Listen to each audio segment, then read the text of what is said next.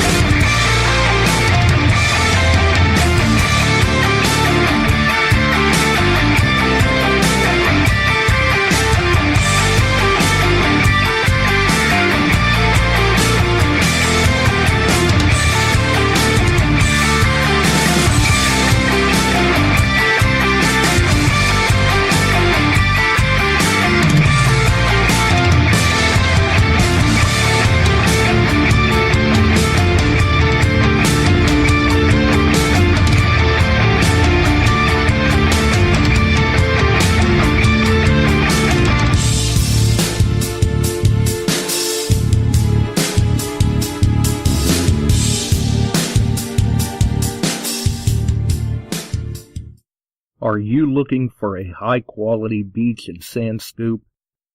Are you trying to take your hunting to the extreme? How about an American-based company that stands behind their product and everything they sell? Then check out our friends over at XTREME Scoops. John has been making scoops for some time now and makes a quality beach and sand scoop to take your hunting to the next level. XTREME Scoops recently released their new sand shredder that works great in the water and on the beach.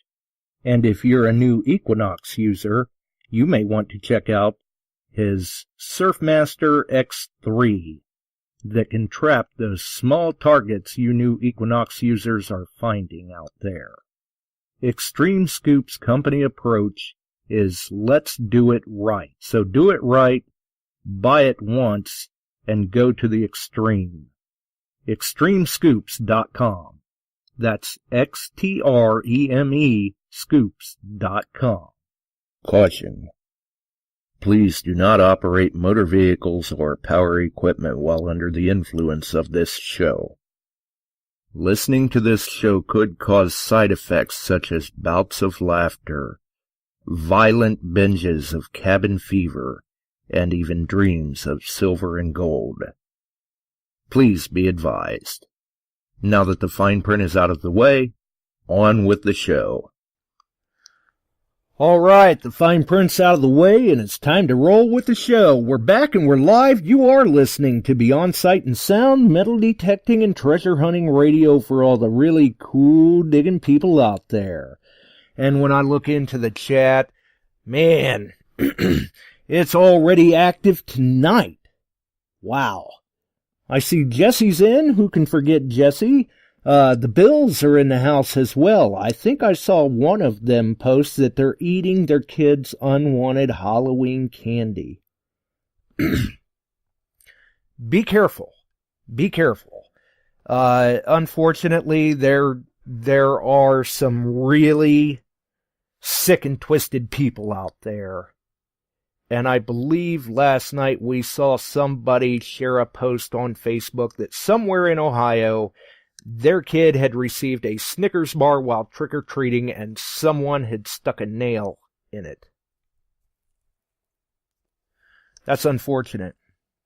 Somewhere else there were reports that somebody else's kid, apparently their candy was laced with meth. I mean, come on. Isn't this getting a little silly? I mean, even when many of us were kids, we had seen it happen with people sticking razor blades in apples and LSD in candy and stuff like that. It's just a shame that some people have to stoop to that level. Anyway. Moving on, we see that the Bills are in, Suki's in, let's see here. Oh, we've got a caller already. Let's take this call. Go ahead, caller. Hey, it's RC, your teammate. How are you? Well, how's it going, RC? I'm all right, man. A little chilly here tonight, but not bad. Well, yeah, it's a little chilly here in Ohio. Of course, you and I experience pretty much the same type of weather, although I'm sitting here, I'm nice and toasty in my Detectors hoodie. Yeah, there you go. I'm in the car waiting for my daughter to get done with dance lessons. Oh, Dance so you're class. staying warm then. Yeah. Nice. Yep. Good. So I got a good story for you. I got a good little Halloween story. All right, well, let's jump right into it. So this was two falls ago, and it's misting rain, and I'm home sick from work. I can't talk at all. Lenny Quellen decides to go out hunting by himself, and we have some people that are have rental properties and stuff. So we get quite a few lists of, go anytime you want. Here's a list of houses that I own. Hunt away. So he had chose one that they were going to have to do a lot of remodeling to, so it was pretty much abandoned and all boarded up. So right. I get a call about noon. Get here right now. I need you here. I said, well, first off, where are you? And he tells me. I said, dude, I'm home sick. What's going on? He's like, you have got to get here. So I found something great. I said, seriously? I said, okay.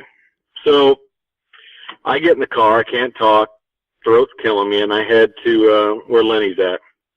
And I pull in. And now I know this has got to be good because Len's one that will find something really good and then make a video of it and then send it to me like, taunting me like, look what I found. And he's done that with every bucket lister I need that he's found. But anyway, right. So I get there it's and he's not like, normal for him to sound so excited. Yeah, I mean, normally it's a ha ha ha, you're going to kill me, look what I found while you're at work or something like that. Because, he's retired so he can go out whenever, Right, so. I'm out playing, you're suffering. Right. So I get there, he's like, I found a metal box buried in the ground. He's like, it's a hoard. I said, well, this isn't quite the area of the neighborhood or the part of town that you get a hoard at, but, whatever. So right. he swings the coil over it. And it just explodes with sound. And I get his hand digger because I just jumped the car, I didn't have any of my gear, and I hit it, and sure enough, it's a box, a metal box. So I'm like, dig it up. It's all wrapped in plastic. So he digs it up, and I'm cleaning the dirt off, and he's like, shake it, and there's some stuff in there. He's like, he's jumping around, he's doing a dance like he just, found a treasure. Something's rattling, right? We're rich. Right, yeah, right. So I flip it over, and I take a layer of this black plastic garbage bag off of it, and there's looks to be like teenage girl handwriting on it. You know how they take the letters and they put little dots and they connect the dots of the letters. So right. And it says, and I have this picture too, so I'll share it with you. You can put it on your website. But it says, and I quote, "Here lies Hamburger. He was a black cat with a white goatee and white pubic hair." Okay. And I said, Lynn, you dug up a cat. I said, not to mention that they described it the way they did. I'm laughing at this point because he dug up a cat. So he's like, well, what do I do? I said, well, whatever. So we fill in the hole and we put the remains of Hamburger by the back door. He calls me later that night. He's like, I had a bad dream. I said, what? He's like, dude, we didn't rebury that cat. We're going to get bad juju for the rest of our time metal detecting. And, I couldn't disagree with him. I don't need any bad juju. So 10 o'clock at night, I got a flashlight. He grabs a shovel. We go back out there. Dark, and we reburied Hamburger. We gave him a proper burial. So I no longer allow him to call me excited unless he's dug it out of the ground. But 2 years later, we haven't had any bad juju, and it was the day after. It was the day. I guess it wasn't. It was November 1st. It's 2 years tomorrow. So wow. Yeah. So we we unearthed a dead cat that was buried in, I believe it was one of those old, like, metal roller skate boxes that they used to have. And so, yeah. That anyway, is so that's very interesting. So, yeah, right here, this property out in the middle of the backyard. And he goes, should we open it? I said, why? I don't want to look at bones of a cat. But Right. yeah, so that's that's my spooky ghost story, because here it is, 11 o'clock, 10 to 11 o'clock that night. We both decide that we didn't want to have the ghost of Hamburger following us around, so we better go rebury this thing. Absolutely. Got to give it a proper burial, especially so close to Halloween. Yeah. Yep. So, and no one believes me, and that's kind of my go-to metal detecting story/picture, because no one believes me that description of the cat was written on it. So I took a picture of it before we put it back in, because the little girl was very descriptive of her cat Hamburger. That is quite an odd epitaph. Yeah, if you can get me that picture, I'd be more than happy to put it up on the site, because I'm sure that some of the listeners are going, yeah, I gotta see that. It was one of those things that, if I didn't take a picture, nobody would believe me, so. Right. So I will, I'll message you the picture of Hamburger's final resting. And I guess now we just should have a moment of silence that Hamburger is resting peacefully, and we're not going to get a zombie cat attacking him. Hopefully he goes to Lenny, because Lenny's the one that dug him up, not me. So. Right, you'll have to tell Lenny. I'm just an accessory after the fact. Yeah, have to tell Lenny maybe he should start calling himself Undertaker. You're right. Wow. Well, you're in with the first story of the night. What a way to set the bar. Well, we do our best. We dig up a lot of crazy stuff, don't we all? But this is the first one that I thought I was going to get bad repercussions. So. Right. I'm yeah. just glad Don't the want to police have didn't that. come out and get us afterwards. Yeah, exactly. I'm sure the neighbors were wondering what the flashlights and the shovels were, but right, these guys are out with flashlights and shovels and digging a hole in this yard. Are they burying a body? Well, yeah. Well, technically, pretty close. yeah. But hey, love the show. Glad you're on the team, and hopefully some other people got some good Halloween stories. And you have a good night, and I'll listen. Hey, you too. Thanks for the story. Thanks for the call. Good to hear from you, RC. Talk to you later. We'll see you. And also for RC and others listening, if you look in the description of tonight's show, there is a link for XP Team USA Facebook group, which I was just checking today. I know the group has been growing in exponential numbers, but they're up to, they're knocking on 5,000 members over there in the group. So, congratulations to them. That is awesome. Definitely. We see that Barbecue, Layton, Miss Tam, Suki, Pear, Paul. Let's see if I'm missing anybody else. I'm trying to scroll through here. Bob, there's a number of people in the chat. Oh, there's Mark Hoover. He told me I couldn't talk about him tonight because he wasn't going to be here. I think he doesn't trust us. I couldn't imagine why that would be. Oh, well. And Ken from Detecteies, which, as you may have caught there with the conversation with RC, I'm sitting here in my Detecteies Relic Hunter hoodie. Very comfortable. Very nice hoodie. I'm liking it. Posted up a photo with the link to Detecteies if you would like to get your hoodies, because cool weather is just around the corner. I see that Jaren's in as well. JJ.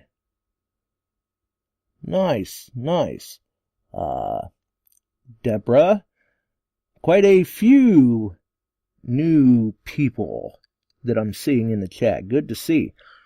Definitely. So yeah, I shared the link for Detectees earlier there on Facebook. Also, if you look down in the description, that's another one of the links in there. I said the last show that I was just going to start putting it in the description. I know some of the listeners were probably saying, what?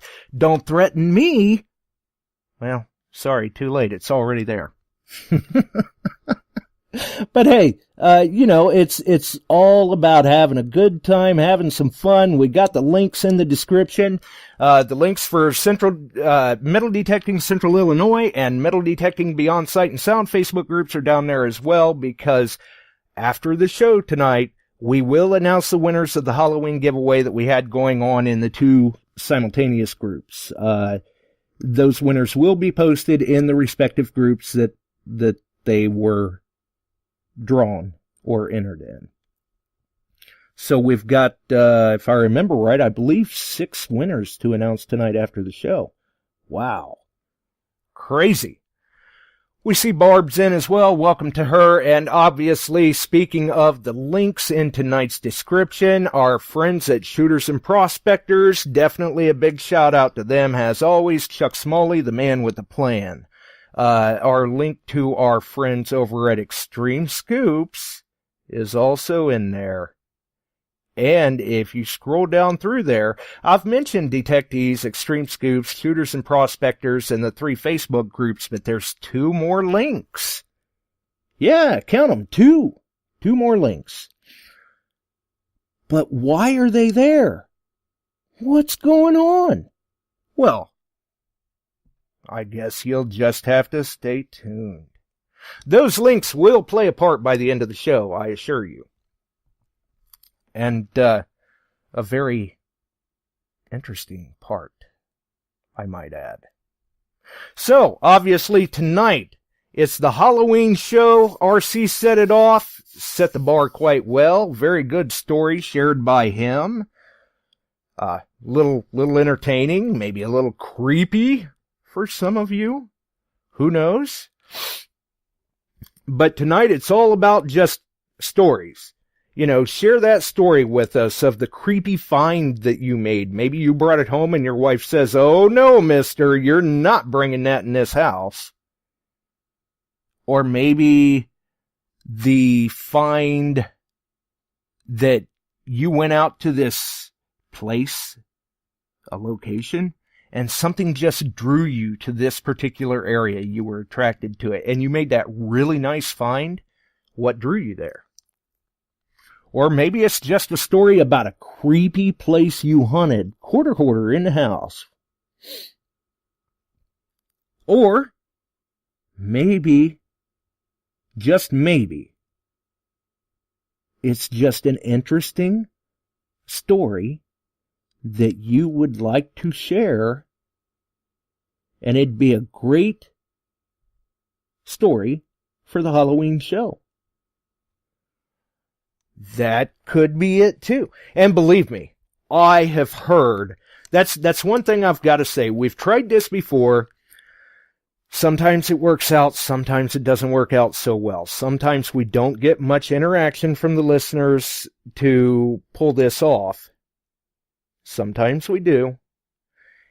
And in the past weeks that we've been rolling up to this, I've been mentioning it on the show, trying to get everybody to think about a good story to share with us. Who knows?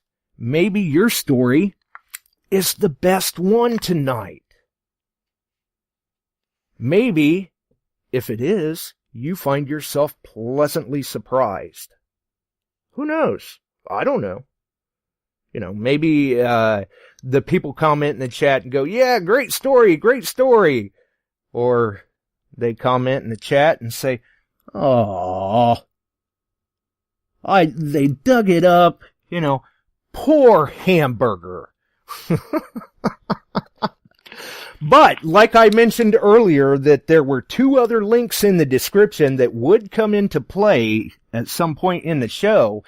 Now, for those who may be wondering, those links will actually prove true relevance here in just mere seconds, because we've got another caller. Go ahead, caller.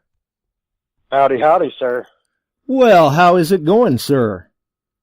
Not too bad. How about yourself? How's it going tonight? All right, staying warm on a cold night and hoping to hear some good stories from people. We've already had one call in. They thought they found a hoard and dug up somebody's pet cat. Ew. Right, but the epitaph written on the bottom of the box said, "Here lies Hamburger. He was a black cat with a white goatee and white pubic hair."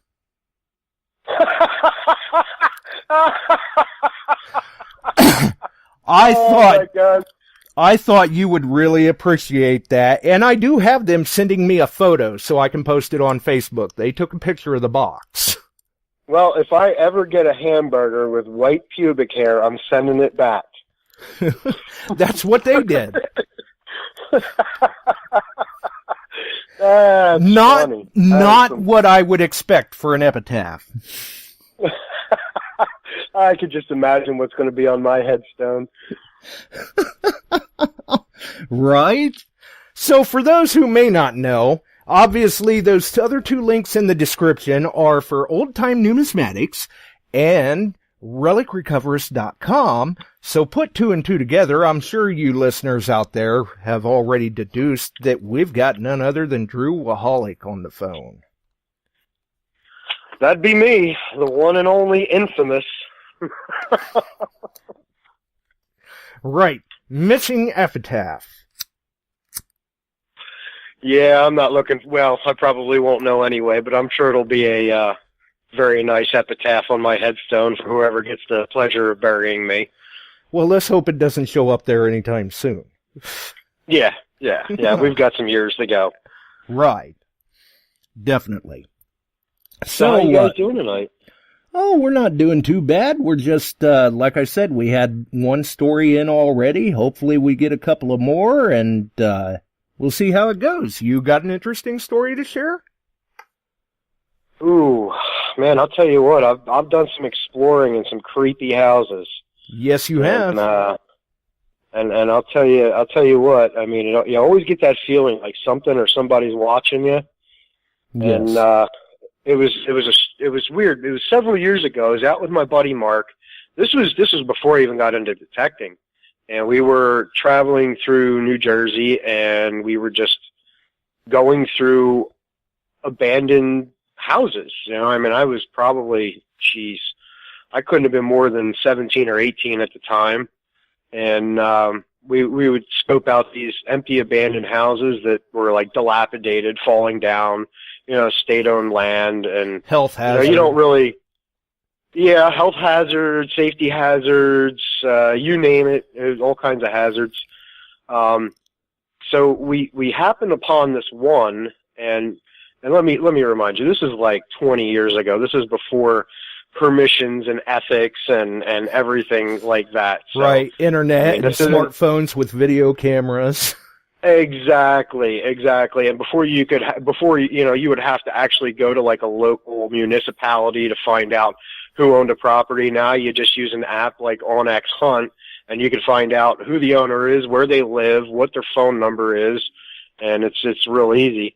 But right. 20 years ago, it wasn't that easy. And when you're 17, 18 years old, exploring empty abandoned houses is just a fun thing to do. Right. You were adventuresome. So we go. Yeah, so we go into this one house, and it was vacant. I mean, we thought it was vacant, but there was like a wooden crate set up in the living room. There were some candles, but nothing was lit. We started exploring through the house and didn't hear anything, didn't see anything. And my buddy, he comes flying down from the upstairs. And he's like, run, quick, get out. So we literally, he dove out of the window head first that we came in, and I didn't know what was going on, so I just followed suit. Right, you don't ask questions. Yeah. By the time I got out the window, he already had the car on and the doors open, ready to go. I hop in the car, and I happen to look as he's peeling away. There's a guy hanging out the window with a butter knife. Whoa! And apparently it was the homeless squatter in the house that didn't like us in his vacant house. So he chased my buddy out of the house, and one of us almost got shanked with a butter knife. Wow. Yeah, I mean Man. there was no indication, like he didn't make any noise whatsoever. I mean, he must have been hiding or thought maybe we were the cops coming in to check out the house or something. And I'll tell you what, my heart was racing for a couple miles down the road. That was pretty freaky, man. And I think that was the very last abandoned house I explored for quite some time. Right, going, it's safer just to look from the outside. Yeah. I don't feel like getting shanked by a homeless person with a butter knife. Right, that would be a little difficult to try to explain. What happened to you? Well, you see, stay away from butter knives. That's all I got to say. Yeah. So the moral of the story is I do not condone entering any property that you don't know what's inside if you're not supposed to be there. Right, yeah, exactly. Live to explore another day. Exactly. And look, I mean, had things went the other way, the wrong way, look at all the finds you would have missed out on. I know, right? Tell me about it. I would have never got into detecting. I would have never met my amazing girlfriend, and I wouldn't be sitting here talking to you on the phone right now. Right. I mean, although back then, even though you weren't into detecting yet, I think you were still doing the fossil and privy digging, weren't you? Oh, yeah, I was doing all kinds of, just exploring, playing in the dirt, going out looking for arrowheads, going bottle dump digging, privy digging, all kinds of stuff. Nice. Very good. And I also found it rather interesting, too. You mentioned a few minutes ago about it's not like the days of today where you can use an app like OnX Hunt. I've even mentioned that on the show a few times myself. That can be a very handy application to use. It is. We've actually got two that we like to use. We like the OnX Hunt, but we also like Gaia. Gaia not only has the property listings and information, but they have some old topo maps that you can use to help locate old home sites that say, maybe it was there. You did a little research and you found it on, say, an 1858 map. But you can't access any of the other maps later on for whatever reason. They have, for this area, we can get on the 1900 topo map and see if the house is still there in 1900. And if we're out in the middle of a field and there's no house there listed in 1900, we know it was gone before then. Right, so we know we're in the right spot. Yeah, and it's really great too because it's got the whole GPS and location thing where you just basically click on one of the icons and it basically centers you, and your GPS it gives you GPS coordinates so you know where you're at and you can kind of match everything up nice and easy. I find myself using the Gaia more than the OnX Hunt because, like I said, that one also has the property owner listings as well that you can get. Right. It all depends on the level of service that you purchase when you get the app. That is true. The more you pay for, the more you get. Right, you get what you put into it, basically. I use the OnX Hunt. I've used that a few times, and I also am quite the fan of Maprika. Yeah, that one's great. Here in PA, we use PennPilot. We use historicaerials.com. For Philly, specifically, there's philageohistory.org, and that's got a lot of maps. And a couple of the maps actually take you to the other side of the river for small portions of New Jersey.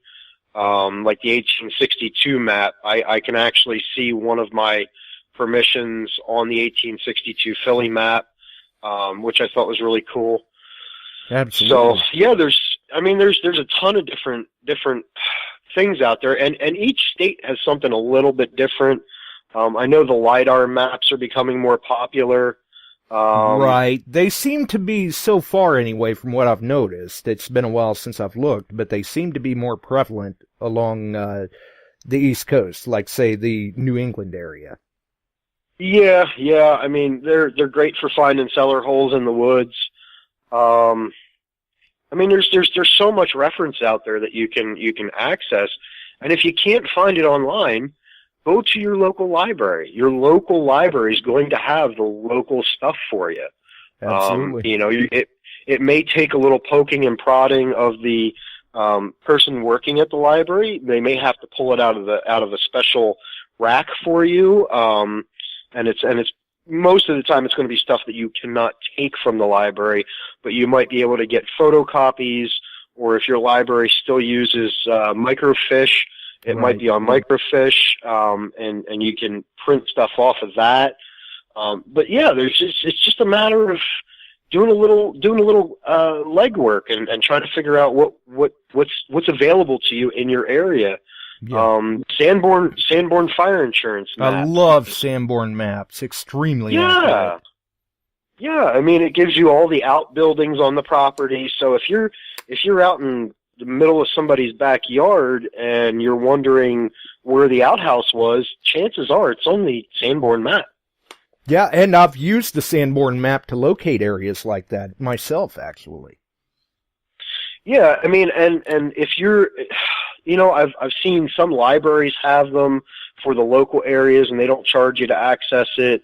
But if you try to like access it for an outside area, you might have to pay for that service. A lot of universities have stuff. I know Rutgers has an amazing map collection for New Jersey. So I mean, there's a ton of stuff out there. It's just a matter of doing a little bit of legwork, figuring out what's available to you in your local area. Yeah, or if you're not tech savvy, find a digger friend that's tech savvy and poke and prod him a little bit. Yeah, you know, I'll tell you what, I've found a lot of sites like old picnic groves and swimming holes and stuff that's just not there anymore. They have that series of books. If you go to Barnes and Noble, and they usually have like a local section of them, they're like kind of like photo postcard books. Oh yeah. A lot of times we use a website called CardCal for that too. Okay. Yeah, I mean these particular books. I mean, there's like if you go into a Barnes and Noble in Philly, they've got all the surrounding little towns and cities, and you can. I mean, they're a wealth of knowledge to try and locate new places to go and check out. There might be parks that are not as popular, or you might not even know about them, and they're listed in that book just because of an old photo or an old photo postcard. It's a really good series. I think the books are like $20 a pop, somewhere around there. They're not super they're not super expensive, but if you go to Barnes and Noble and you're flipping through the book and you see a bunch of stuff and it's going to be worth your while, spend the $20, get the book, use the information that somebody else has already done the research on, you know, that's not into the hobby. So chances are, you know, you got a good shot at getting a good spot that nobody's touched before. Absolutely. We've got another caller on here with us too, and before we get to him, I would like to add too, a lot of times in my area, like you said, you have to get into the library, and a lot of times the older maps are back in the genealogy room, but you can still take your smartphone, shoot a picture, or I have been known at times to carry a portable scanner to where I can scan that document, bring it home, plug the scanner into the computer, and I've got all those images right there.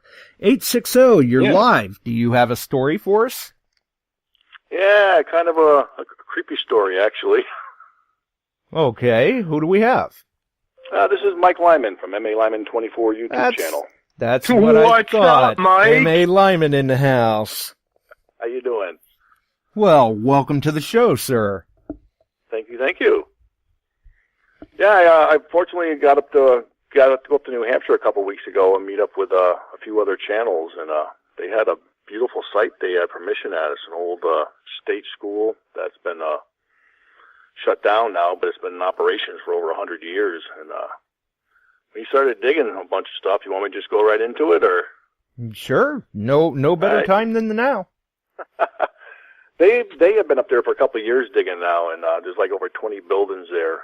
It used to be an old state hospital, and people used to live there, and there's like a community of their own there. And we sort of started digging one afternoon, and we came across this hillside, and we just found all kinds of jewelry and old Victorian money clips and pipes and buttons and all kinds of weird things. And I got this one signal, and it was a good signal. I dug down, I saw this little white thing in the bottom, and when I flicked it off the side of the wall, it rolled down, and it was staring at me. And I know what this story is. Go ahead. I had to Google it to find out what it is, and come to find out it's a 1920s prosthetic eyeball. I guess it's enamel over some type of metal, and it was a blue eyeball staring back at me, and I jumped back. It freaked me out, and I had to have somebody else extract it out of the hole for me. I didn't want to touch it. Yeah, that's... Yeah, I saw that too. That was creepy as all get out. Right, that's got to be a little bit of a heart stopper when you look in the bottom of the hole and you see something literally staring back at you. Yes, and it was life-size. I mean, I seen one dug before that was on a silver ring, but it was small. But this thing was life-size, and it just freaked me out. You know, it was the weirdest thing I ever seen. I'd never seen anybody else dig one before. Wow. And, I would have never guessed it in 100 years. And it was actually metal. It was like enamel over metal, and it was hollow on the inside. I guess it's just the way they made them back in the 20s or something. Yeah, because I've seen the glass eyes, but I've not seen one like that. That's kind of creepy. Yeah, it was pretty thin, and it was funny because I just posted it on the Metal Metals Facebook page in Scott's, and he just chose it for the month of October. It's going to be going up tonight, I guess. For the creepiest find of the month or something. Nice. Well, congratulations on that. Well, thank you. That was definitely a once-in-a-lifetime thing, I think.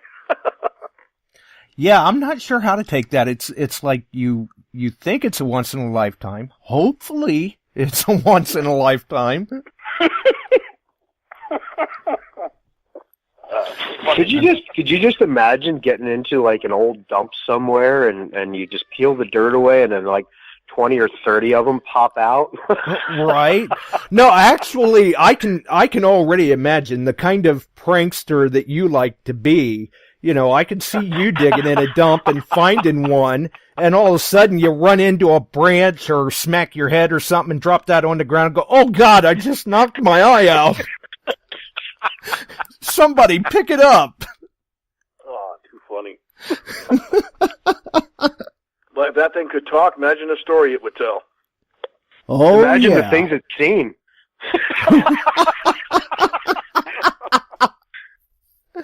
Yeah, that's true. That's true. Yeah, it would definitely have some stories. And then it doesn't help either, the location that you were digging and found it at. It really makes you kind of wonder. Yeah, I don't know if you guys ever saw that. They have a thing on YouTube or a video up was on one of the history channels about the Lost in Laconia story. It's pretty fascinating. Right. Man, many times when we find items, we often wonder, how did this get here? What was this person doing when they lost this item?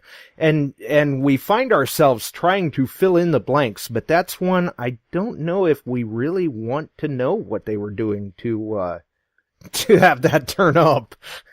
Yes, exactly. I don't think I want to know that story, unfortunately. Right. So, did this make it to a display case? It's funny because I just put all my displays, all my finds on display down at my town library, so I could do a talk on it at the end of the month. And I found probably a dozen items since I put it down there, and unfortunately I didn't make it down there in time with this to put it on display, but it will be sooner or later on somewhere. There you go. There you go. I mean, I'm sure that's going to be an interesting story for people. You could, in a sense, make it the centerpiece. Absolutely. It made it for the centerpieces for Scott's channel there. He put it dead center of the picture. It was funny. It's staring right at you. I mean, it's definitely a conversation piece. Oh, yeah. Like I said, I'd never seen anyone dig one, a full-size one before. It's just weird. Well, and I gotta say, I've heard of a lot of different stories in the past. I've seen a lot of people make a lot of very nice and also very odd and interesting finds. But you're probably the first that I've heard that's dug a prosthetic eyeball. Oh my God. I wanted to be the first for something. I didn't think I wanted it to be this, though. Right, yeah, just think. Everybody now's going to be going, yeah, M.A. Lyman 24, I know him. He's got the prosthetic eye he found. Yeah, forget them gold coins. He found an eyeball. Right, yeah. You could have half a dozen gold coins, 237 colonial shoe buckles, and all sorts of 1812 buttons, but people are going to remember you dug that prosthetic eye. Oh man, if that's the only thing that I'm known for, that'd be funny. Wow, that was a first for me. I mean, I've seen, doing the outhouses. I've found dentures and teeth in the outhouses, but never a prosthetic eye or a limb or anything that extreme. That's pretty cool. Wow, that was different for sure. Well, it does certainly rank at the top for oddity finds, I'm sure. Yes, I will be probably submitting that to American Digger magazine as well next month. Yeah, I would. In a heartbeat. Yeah, I'll keep an eye out for it. See where you're going there. Oh, man, couldn't resist. So many jokes on that thing. I have so many comments on it. It was that thing just went wild on Facebook and YouTube for like a couple of weeks. It was too funny. Yeah, take it around, drop it in your drink, tell people to watch that for you. Hey, can you watch that for me? Right. Hey, keep an eye on this for me. Yeah, I'll be right back. Just keep an eye on this. Don't worry, it shouldn't do any tricks. Next time you go to the local bar to have a cold beer and you got to get up to go to the bathroom, just set it on the bar and say, "Hey, bartender, can you keep an eye on this for me?" Yeah. Keep an eye on my eye, will you? Yeah, exactly. Yeah. Keep an eye on my drink. My buddy here is going to watch you.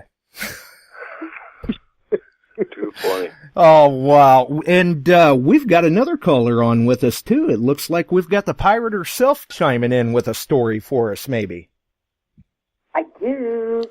This will give you the creepy crawling. Well, I don't know. We've just heard about dead cats and, prosthetic eyes. I still think, though, that the next one that turns up, it would not surprise me. Watch a upcoming Relic Recoverist video, and you're going to hear how Drew lost his eye.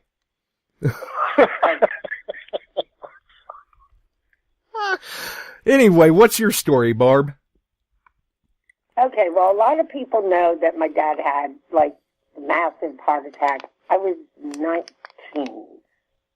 I graduated at 17, so I turned 18 after I graduated, so I'd only been out of school a year. What they don't know is that my parents had 3 businesses. They had a recycling business. They had, what was the other one? They ran the Boston Globe for the island, and they had a taxi business.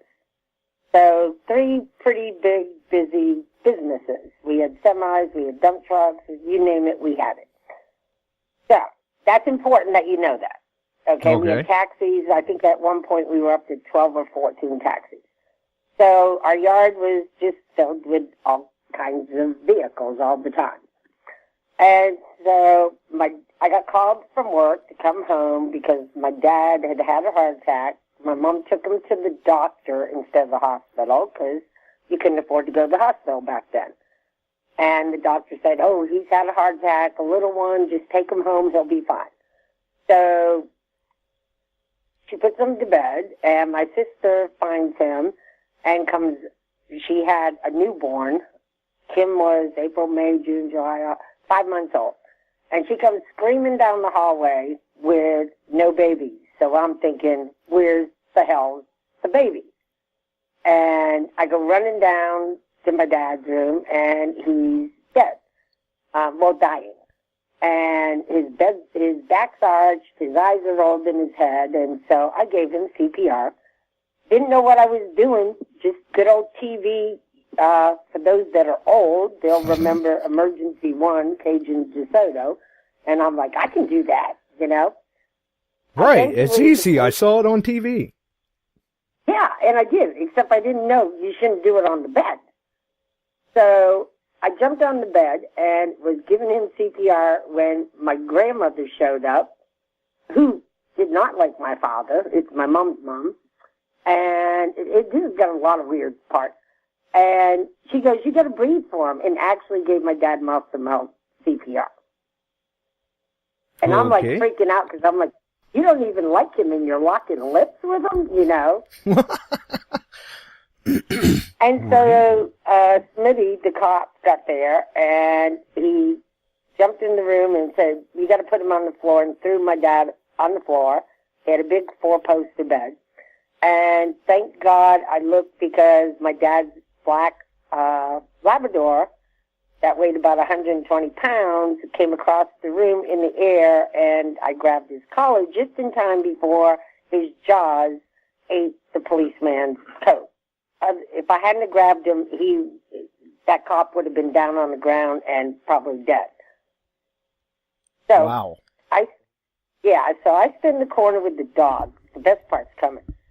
And eventually the ambulance got there. They took my dad out and got him to the hospital, and he was in a coma. And they gave us weird chances. It's like if he made it 24 hours, he had 25% chance of living. 48 hours, he had a 50%. 3 days, he had a 75%. After that, they couldn't say.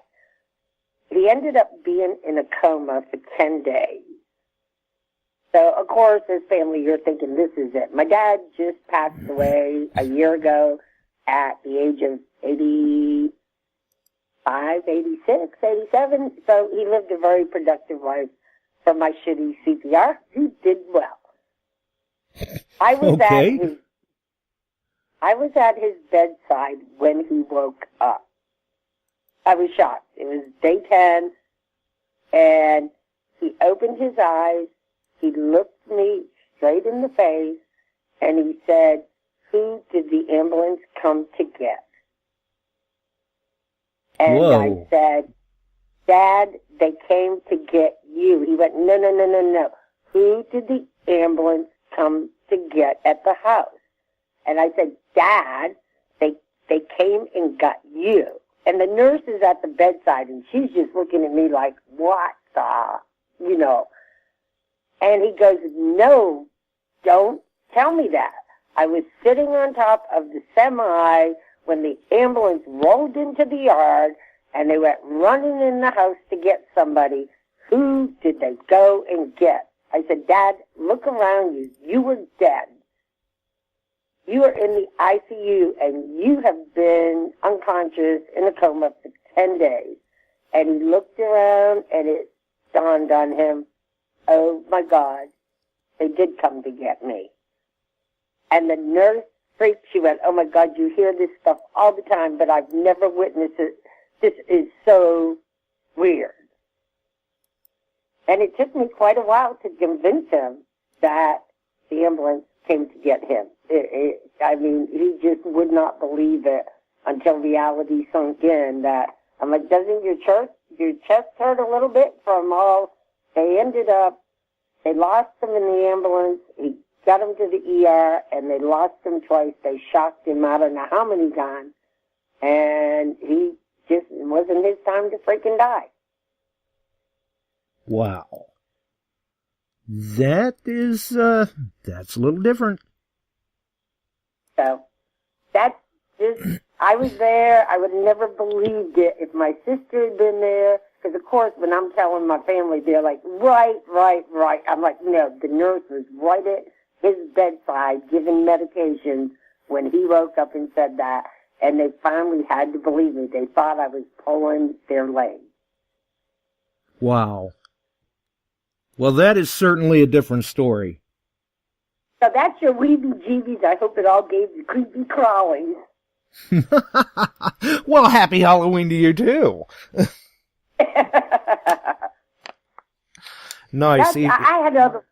I thought that was the best story, but yeah, if we hadn't had a semi, and the nurse did say to me, she goes, "Is there a semi in your yard?" I said, "Unfortunately, yes, there is a semi in my front yard." Got to park it somewhere. Yeah. Well, we had a big field. You pulled in the drive, and there was a big field, and now there's a house there. My brother built the house and then sold it, but we had this massive piece of property, so it was just loaded with vehicles. So, but yeah, I said, "No, we do have a semi in our yard," and she went, "Oh God," because then she knew it was true, you know? Right. Wow. That wasn't expecting one like that from you. I knew you were. I've never told anybody the whole thing. It was, I grew up real fast. I learned to run the Boston Globe, the New York Times. It was when the New York Times were on strike, and our sales went from a couple thousand a week to over 10,000, and it about killed my dad. Wow. Well, so I guess you shared it here first. I did. So it made me grow up real quick. The Boston Globe was there, like, once we knew he was fine, my mom's like, "It's time to go to work. We can't live here no more." Thank God for friends. Other taxi owners were sending people over to our house to answer phones and, you know, run the business. And I took over the Globe and the recycling business and did it for years, and finally said, "I can't do this no more." So it was a bad time, but it was a good time. My dad recovered and lived he was 49, I think. Yeah, led quite a full life even after that. He sure did. So, somebody else called in with something crazy. Right. Well, good job to you, and thanks for sharing the story. Okay, love ya. Wow, so Bye. we'll see, Barb, we've had, dead cats found, we've had prosthetic eyes found, we've had, I don't know, an out-of-body experience related to us. Oh, you're gonna like this, Drew. Here's another caller with a story, and I'm sure that people are they've been waiting for this one, because Seven's also been saying that you were gonna call in, and I let Seven know that you called me yesterday, Joe, and was saying you were gonna call in. Okay. Yeah, he texted me today, said, "Hey, you sure you're gonna?" I'm like, "Yeah, I just got out of my meeting as we speak." So, sorry about that. Hey, sorry about that. It's been a long day. Right. So, you've got a story to share then. Yeah, so are we going to listen to Seven's clip first, or you want me to kind of tell my side of the story, and then I can listen to the rest of it? Yeah, actually, I figured what we'd do, because if I roll that clip right now, you probably won't be able to hear it.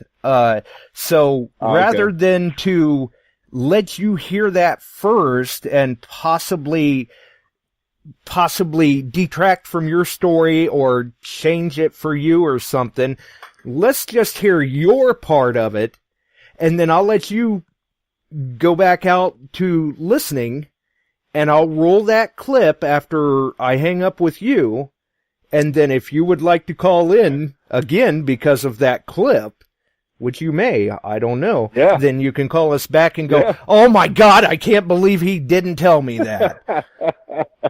All right. Yeah. Okay. Yeah. I'll tell my side of the story and lead up to that. That sounds good. That's a good plan. So, I made it down to Kentucky. I'm a long storyteller, by the way. I'll try keeping it fairly short. Made it down to Kentucky for my first time ever. I was so excited. Been watching Digging with Seven, and, I got to know him through YouTube pretty well, and man, I was stoked. And I got this virgin site way back in the holler, and I'm from Oklahoma. We don't have a lot of hollers, and I never been in a holler really like that.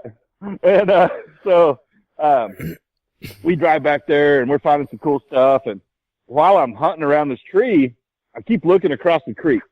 And I'm looking across this creek, and I see this knoll right on the other side. Not right on the other side of the creek, but it's in the next little pasture over. Or I guess you could call that like a offshoot. I don't know what an offshoot to a holler is called. But probably so down there, they probably call it over yonder. Yeah, it was over yonder. And but the whole time I kept staring at that place going, man, that looks good. That looks good. It's like I was being drawn over there. I was like, I'm gonna go hunt that spot. And so we hunt around, kind of, we get tired, we get ready to pack up, and I keep bugging them. I say, hey, I want to go over there and hunt. I'm gonna go over there and hunt. And I couldn't quite cross the creek just by walking across it. So, yeah, we drove across it. We drove across this little low water crossing area, and we go on there. And the first place I go straight up the hill. My buddy Jeremy and Seven, they're down on the bottom of the hill, and they're a good at least 100 yards away. I mean, they're quite a ways away. And I'm up on top of this hill, and it's just a flat hill. There's no vegetation. There's the edge of the woods that kind of butts up to the hill, but it's just little brush and stuff. It was real short. There was no trees or limbs that were hanging down low enough but I'm just swinging around, and all of a sudden I get a tap on my shoulder, and it's a hard tap. And the first thing that I thought in my head was like, how did they get up this hill so fast to show me what they find? And I turn around, and there's nobody there. There's nobody there. Every hair on my body standing up. And this wasn't the wind like moving a tree limb or something and tapping you. No, it was like a tap almost, where it was like, wow, that's kind of tough. That's a hard tap. Right. Why not so rough. So hard? It was that kind of thing. And wow. But yeah, every hair on my body stood up. And I mean, there was a I don't know, it was a moment where I couldn't walk. It's almost like I was having a shortness of breath, and I just kind of, after I kind of regained myself, I walked down the hill and I hunted around down below with them, and I didn't say nothing. I'm like, man, I'm gonna seem like a weirdo to these guys I just met, and I'm not gonna say nothing to these guys, but it was eating on me, and it's like, Seven calls it 5 Mile Harbor for a reason. It's way, I mean, that you drive out of there, it's 5 miles. And wow. So we get to, like, I think it's the second gate, and I got out, opened up the gate, let them through, and I closed the gate. And I think they could see that something was kind of bugging me, but it was really bugging me. And I was like, hey, I know it sounds kind of weird, but so I had something happen to me back there at the holler, and back there on that knoll. I said, man, I got tapped on the shoulder really hard. And, and Seven goes, well, you're not the first person to say that before. And that's all he said. And I'm like, oh, okay. But, yeah, that was the creepiest moment I've ever had in detecting. And I didn't want to share it at all, but it was something really is real, whatever it was. It definitely wasn't a tree limb. It definitely wasn't the wind. Definitely wasn't a leaf hitting me. Right, and if I remember right, Seven had even told you, well, strange things have happened around here. Yeah, he said that, he goes, well, I've heard that before from somebody. And yeah, he goes, and he mentioned something about a guy walking through the woods. They used to walk through the woods from work or something, but it was brief. It was very brief. So when he said that he has the rest of the story, my ears really perked up. I kind of like to hear the rest of that story. Well, be careful what you wish for, because we do have the story. And right. It's very possible that you may be calling back in. Oh yeah. I'll give you a call back after that's over, for sure. All right. Well, I'll give you a chance to get back to listening, and I'll roll that clip here in just a minute. All right, sounds good. All right. See you in a little. Well, hey Josh. Yes, Josh. sir. Have you ever been out somewhere and you're detecting, and you get a signal, and it's something just like, say it's the VDI numbers on your machine that you normally just would avoid because it's like, you just have that feeling. It's just going to be trash. I don't want to dig that. That's a waste of my time. But have you ever had the feeling like when you go to walk away from it, something just kind of says, you need to go back. You dig that out. You start to take a step or two, and you're like, oh, I can't do that. I've got to dig it. You find yourself second guessing yourself, and I've had a couple instances where one would, and both targets turned out to be amazing. But the first one, I was out and we were digging. I think it was an old football field, and I was digging nickels like crazy all day. I had never dug so many nickels in my entire life in one spot. It was ridiculous. And had on it the in low tone mode. Solid 12-12s and 12-13s all day long. Yep. So I'm walking back to the car, and I got one more, and it's popping up, and it's solid 12-13, and I'm going, I don't want to dig this. It's another nickel. Right. And I take like 2 steps, and I just get this, you need to dig that. So I'm like, all right. So I go back, I find the spot where it was at, and I'm like, yeah, whatever. One more nickel's not going to kill me. So I dig the target, and it turned out to be a little 14-karat band with a little emerald stone in it. Nice. So I was like, boy, I'm glad I dug that nickel. Right, that's the best nickel I've seen all day. Yeah. And then I have a permission. It's an old church, and I've got permission for the entire grounds. Obviously I stay out of the cemetery area, but right. There's the history of the place, because they do cemetery tours, because there's some really good stories that go along with the people that are in the cemetery. Nice. Now, mind you, this is in Philly, and I want to say it's 2 brothers that are buried there. One fought for the Union, and one fought for the Confederacy. Oh. So both brothers are buried there.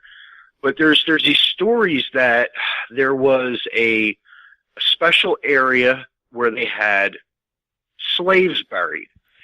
The original church goes back to the 1770s. So I'm sure that at that time, even though we were up north, it's not uncommon to have slaves. Right. And I have been talking to the lady that does the cemetery tours, and her husband, and he's also in charge of making sure everything's taken care of in the cemetery. So they're the ones that got me the permission for the property. And we were out in an area. There's not any. There's no burials there. I mean, it's not there's a baseball field and a big open field on the back side of this church property. It's a pretty large campus. And on the other side of the woods, there's a creek bed, and you had a what do they call that? It's like a nunnery. It's a convent. Big convent. Yeah, it's a convent. It was a convent, but it was. I think there was also like a girls' school there, and they had just a lot of activity. Quite a lot of activity. But, yeah. I mean, so the lady that does the cemetery tours, she swears. She's been playing. She was telling me about playing with dowsing rods, and I'm not like. I get feelings every once in a while, but I don't know how much I really believe in that stuff. But we were out in that back field, and she was playing with the dowsing rods, and there were the supposed story is that there are anywhere between 5 and 10 slave burials in this section. But nobody's ever been able to confirm it, and the church doesn't have the money to hire a company to come out and run any kind of, like, say, ground penetrating radar, and pay for a service like that. Right. So it's just one of those things that, it's just something that they haven't confirmed. So we don't know if there is or if there isn't. But we got done talking, and I started detecting. Now, it's really weird because this particular section of field. Normally I get a lot of interference and chatter on my machine, and we were talking, And I said, I said, it'd be really interesting. I said, maybe I could find out a way to get somebody out here to help and see if we can't locate, something, if there is something out here. I said, if I could figure out a way to help you out, I'll try to help you out. Right. So I started detecting, and I'm not getting any interference. I'm not getting any chatter. I mean, it was like I was hunting, a nice, normal, clean site. Right, like someone kind of cleared the road of interference for you. It was really weird because the next time I went back, I had that interference again, and I'm just like, oh, this is weird. Right, this is frustrating. It was very frustrating. So I'm detecting, and all the targets I'm digging it's just all trash, like modern coins, and nothing's very deep. There's a couple Boy Scout neckerchief slides because they have a scout troop there, and they use the field for scouting events and whatnot. And I had this 1218, and it was a repeatable 1218 on the E-Track. And normally 1218 for me is like a chunk of a pull tab, or right. Like you're up there in the pull tab range. Yeah, the beaver tail range. And I again, it was one of those things. I started to walk away, but this time it wasn't like a gut feeling. It was like I don't want to say I heard a voice tell me to go back, because that's just weird and crazy. But so I decided to go back and dig the target, and like 6 inches down, I popped the gold wedding band. It was just like one of those things. Like, I had not been digging anything good all day. I was about ready to give up, and just got that signal, and then just something told me, dig that signal. And it was just, I was like, all right, fine, whatever. And so I go back and I dig it, and there's a gold ring staring at me, and I'm like, man, that was really weird. So after that happened, I packed up my stuff and I left. I got out of there, and now I go back. If I go back there in that particular area, I get nothing. And I'm using, anywhere else on the property, I don't have a problem. It's just this back field is just. It's so full of trash, and there's some sort of EMI interference or whatever it is, and it's unusual for my machine to have that problem. I would try to noise cancel, and the noise cancel doesn't really help, or manually change the channels, and I can't seem to get a clear channel in this area. But that one day after we had the discussion and I agreed to try to help, it was just, everything was clear, and I could dig, and it was weird. It was just so weird. And then to have that feeling like, you need to dig that target. It was like something was almost like guiding me to do it. It was weird, man. I don't know. I've never experienced anything like that strong before. I'll go to a site, and I'll look at the site, and I'll try to read the site by looking at the lay of the land, and I get this feeling like, okay, I want to work this area, and I'll start working that area, and I'll be popping targets. I move out of that area, and absolutely nothing. And then you get that feeling, oh, I need to go back. So I go back into that same area, and boom, I'm popping targets again. It's just, I don't know. I don't know if anybody else ever gets those gut feelings or weird occurrences, but it's happened to me more than just those 2 times. And man, I'll tell you what, it's just a strange feeling when it happens. And I don't know if it's just coincidence. I don't know if it's some crazy ghost trying to tell me to find his wedding band or something. I don't know. Yeah, but, I can absolutely relate. I've got quite a few hours with an E-Track myself, and usually if you run into EMI, it's just as simple as noise canceling. But I've ran into a few spots where, for whatever reason, I can't take an E-Track in there. I can't take any machine in there. Interference constantly. It's very frustrating. But then likewise, I've had those times where, I'll decide, hey, I'm going to go out and do some digging somewhere. Well, where do I want to go? Well, I don't know, but maybe I should go back to this spot and check it out. Yeah, I know I've been there and it's been pounded and everything else, but I don't know. For some reason, I feel like I should be there. And I'll walk out onto said particular spot, and next thing you know, I pop a silver $half at 6 inches, and I'm going, how does that work? How could that have been missed? But it's almost like I made a beeline right for it. I've had it happen with gold rings too, like you were saying. My particular situation though, it was an opal and diamond engagement ring. Well, I mean, you can try to justify it by looking at, okay, maybe the ground conditions are different, or maybe I'm swinging in a different direction than I was before, and the position of the target is just the way it's sitting. Maybe I missed it before. Maybe, I don't know. You can try to justify it in so many different ways, but who knows? It just it makes a person wonder. Sometimes it's just super creepy, right? Yeah, I know what you mean there. It can be sometimes. It can be really, you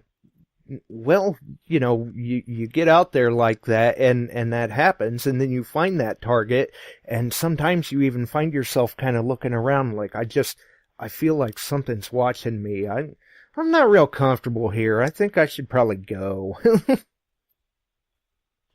Yeah. And I'll tell you what, I've had a couple sites like that where I don't feel comfortable at all, and I'll spend maybe an hour, and then it just gets to me, and I'm just right. like, and you're not finding anything, and it's just you just get this feeling like you're not welcome there, even though the landowner's giving you permission.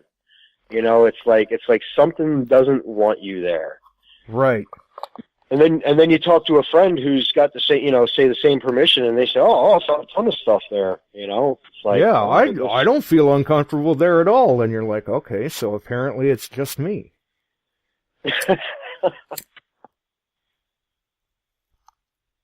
Yeah, it is interesting though, the way that works sometimes like that. And likewise the other way around, where somebody's telling you, man, I don't feel comfortable here. And you're like, what are you talking about? This place is great. Look at all the stuff I find.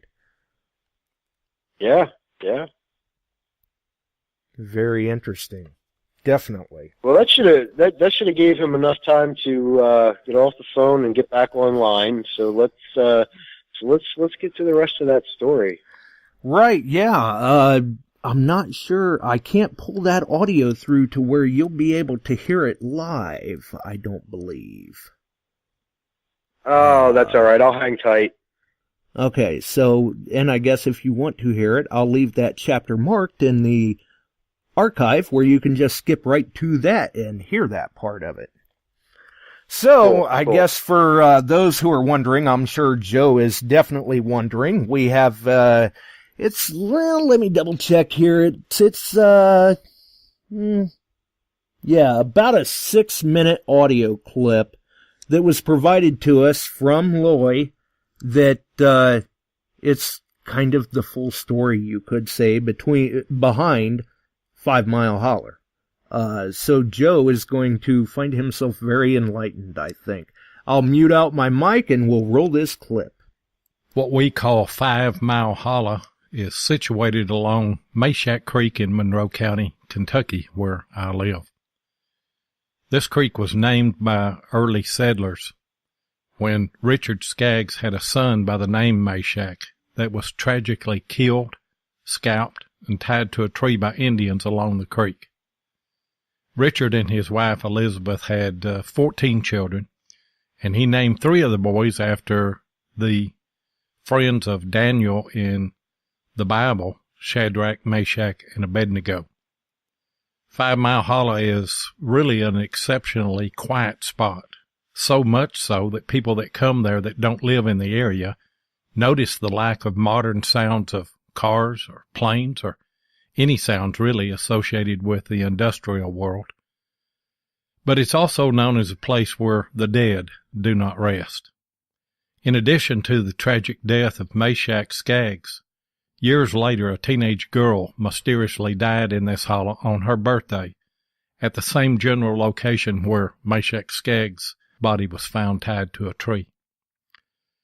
Dr. Linwood Montel of Western Kentucky University, in his book, Ghost Along the Cumberland, records the story of this girl's reappearance a year after her death. As the story goes, following a community dance, there were a couple of boys that danced with a girl at the dance and then agreed to walk her home. She lived in 5 Mile Hollow. The air was cold and chilly that night, and so one of the boys loaned her his coat. When they approached the lane that led to her house, the boy told her, said, "Just keep the coat. I'll come back and get it tomorrow." So the next day he went back and he knocked on the door, and he was greeted by an older lady, and he told her the story of the night before. Said, we met your daughter at the dance and danced with her, and we were walking home, and she was cold, and I loaned her my coat. Well, as he finished his story, she screamed out, "Is this some kind of cruel joke?" And he didn't know what she was talking about. And the lady said, "My daughter died a year ago yesterday." And the boy pleaded his case. He said, "No, we danced with her last night. We walked her home. She borrowed my coat." And the woman, in tears, pointed up the road toward the graveyard, which really is about a mile away, I guess. And she said, "Go and look at her headstone for yourself." So the boy went to the graveyard, and approaching the graveyard, he seen his coat on her headstone. This story gained notoriety in 1965 in a hit song by Dickie Lee called Laurie, Strange Things Happen. And you can pull that up on the internet and listen to that song. For years, people who have walked through this hollow or who have rode a horse through 5 Mile Hollow have reported being touched by someone at the spot where this girl and Meshack Skaggs met their untimely deaths. Some people even claim when they ride a horse through there that they can feel someone get on behind them. I do a lot of detecting in 5 Mile Hollow, and I've taken visitors that come to detect with me to this area. I never tell them the story about this place. 2 years ago, Joe Davidson and J.L. Digger came to Kentucky to hunt with me. J.L. Digger and I were hunting at the base of a hill, and Joe was at the top of the hill. There's nothing on the top of the hill. Now, there are woods around it, but Joe was hunting in a bare spot on top of this hill.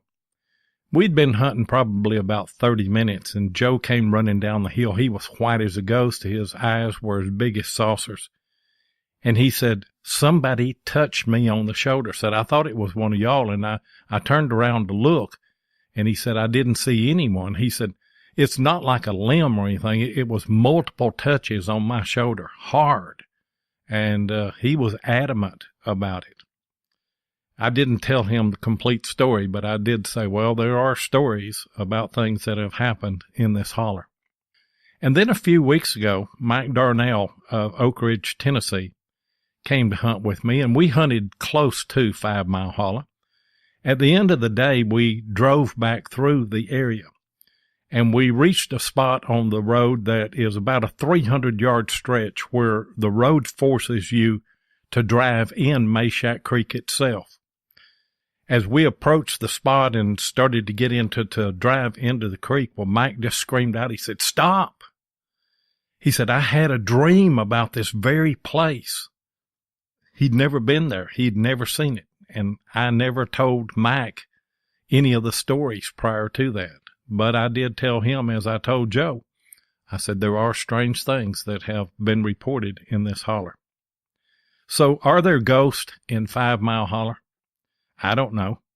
However, I do agree with the title of the song. Strange things happen, even unexplained things. in 5 Mile Holler.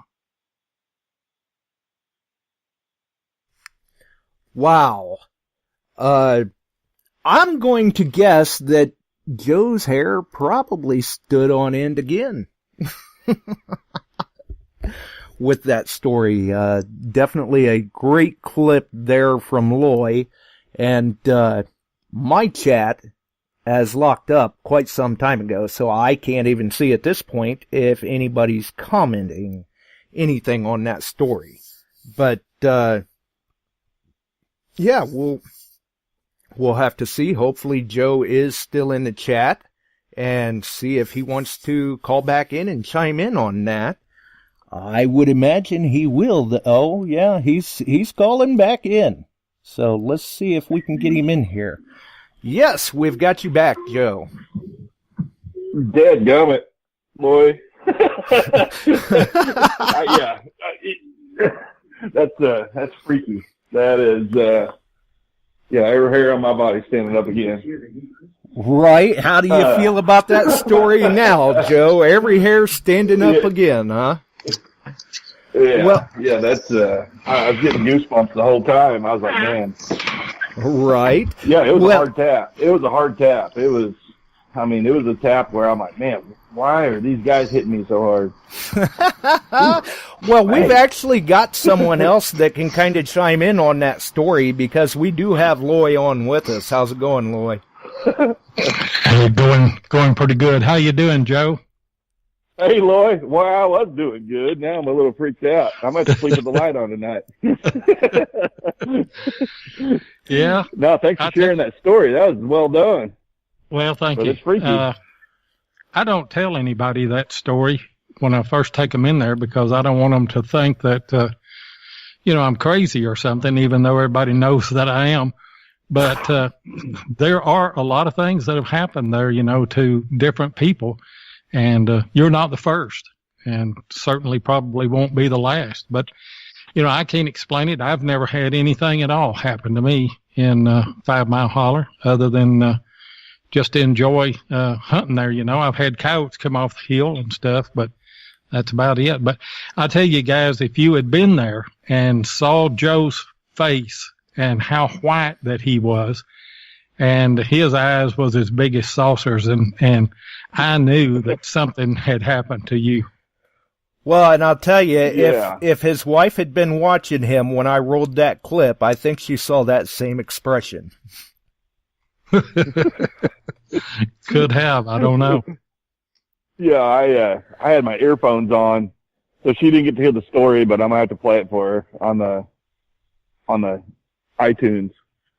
after you download it, man, that got me going. That's something. I told you. There's a lot of folks. I said I don't think I'd ever go back there. Oh yeah, you'd go back. You wouldn't hunt on that side of the creek. You'd want to stay on the other side. Not that side of the creek. I don't ever want to go on that other side of the creek. But it was drawing me. I don't know if you remember. I kept asking you. I said, "Hey, you ever hunt over there?" No, we'd been over there before, and I feel like I was being drawn to that knoll, to that hill up there. Yeah, maybe, boy, man. Meshack and Laurie was wanting a little company over there, Joe. Now that's the name of the song. The name of the song is Laurie. It's Laurie. What's the name of the song again? Yeah, Laurie. Laurie. Strange Things Happen. And it was in 1965, and you can pull it up. And they took a little bit of license on the show. On the song. It's not completely the way that the story goes, but I guess they had to do that for the song. I don't know, but that's not the only stories that are there. I was limited on the clip, and so I didn't include a lot of things. There's a couple of Civil War soldiers that mysteriously disappeared in the holler there too. That they think that the people at one of the houses there where they broke in and stole some stuff, that they probably met their end like that, but nobody really knows. But there's a lot of strange things that have happened there, and it's pretty well known here in the county, that that's a haunted place. Boy, I can confirm that. I'll second that. Remind me to never go to Kentucky.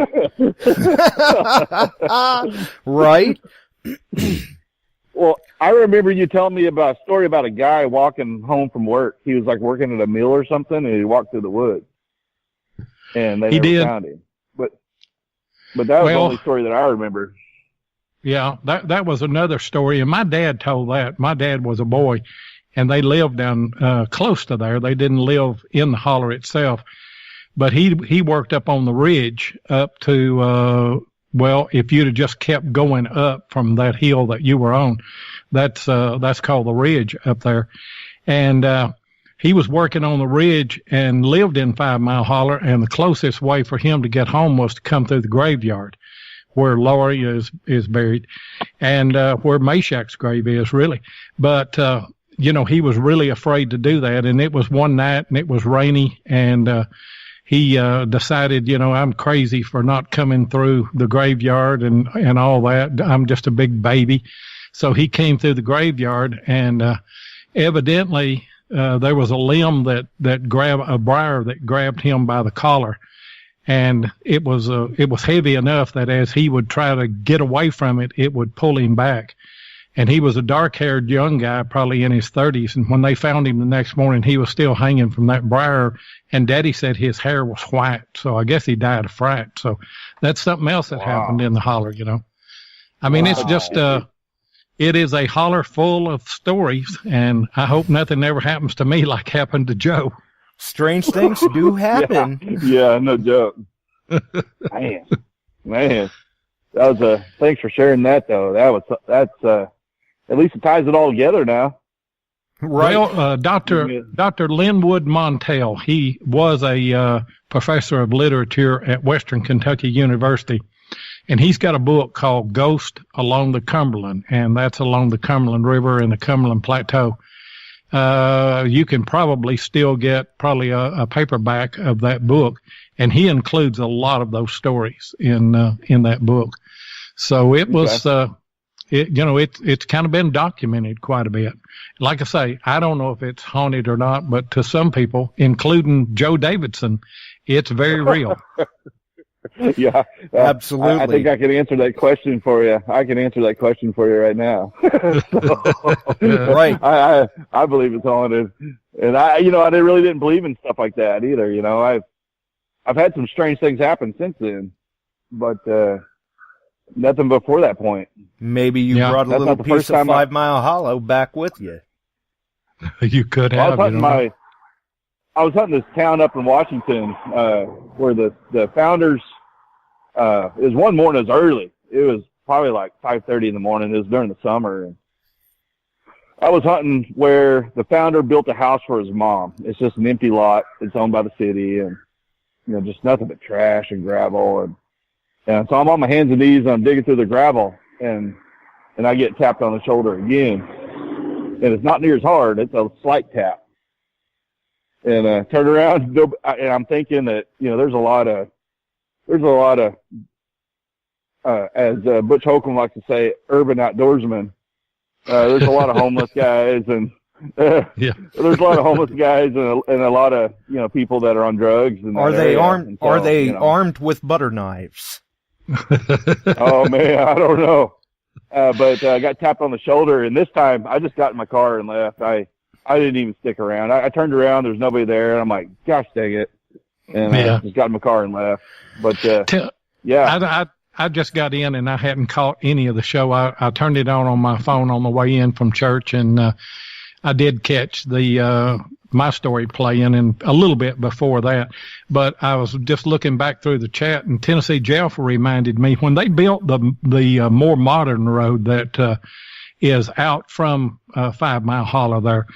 They which they did during the WPA, but when they went through there and cut out for that road there, they cut into an Indian cemetery, and some of those Indian graves just fell out in the road. So that's another thing. I mean, it's just it's a place where a lot of bad things have happened, Right. Sounds like there could be some bad juju there. Might want to take care of that like they did with Hamburger. Maybe. But I'll go back and listen to the rest of the show. And Josh, I certainly do appreciate you playing that. And I'm looking forward to hearing all the other stories that have been told tonight. I know Barb said that she had one that she was going to tell, and I want to go back and hear it. But I'm sure that you've had a good show. You always do. So I'll back out and let you guys continue. All right. Thanks hey, for Loy, the call. thanks again for sharing. Thanks again. Hey, thanks, Joe. Hey, see ya, Loy. All right. I'm going to get out of here too, sir. That's why I had you share your part first before I played that clip. Oh, yeah, that's cool. That was a good idea, man. That worked well. Well, there you go. I'm going to go down to Walmart. I'm going to go down to Walmart and buy a nightlight now. Thanks for that. All right. Well, you stay safe tonight, Joe. Yeah. Well, hey, thanks for doing that, and thanks for having me on. I need to call in more. I listen to your show every week. So well, there you go. You keep up the good work. I will certainly try. Thanks for the call. All right. Well, I'm going to hop back on so I can listen to the rest of the show. All right. All right. Have a good evening, guys. You too. So, you're kind of thinking maybe Kentucky isn't on the planned trip list, huh, Drew? No, thank you. Going, yeah, that's just fine to listen to. I don't think I need to hunt there. Yeah, it's weird because I can remember my mom telling me a story. I grew up in an older section of Philly when I was little, and the house was originally a barber shop, and my dad had converted it he added the second floor on and turned it into a house. And oh, that's cool. Yeah. I want to say the house was probably built in 1860s, 1870s. And I can remember my mom telling me a story about her being down the basement doing laundry, and she got tapped on the shoulder, and she turned around and, my dad's at work, I'm upstairs, and there's nobody there, and she goes back, she just shrugged it off and whatever, and goes back to doing laundry, and happens a second time, and she's like, this is really weird, So she goes back and she's doing her thing, and third time it happens, and she turns around and she just said, whoever you are and whatever you want, just leave me alone while I do my laundry. I don't care if you stay, or she just kind of let loose on whatever it was, and she said it never happened again. But there was an instance not too long after that, and I do remember this.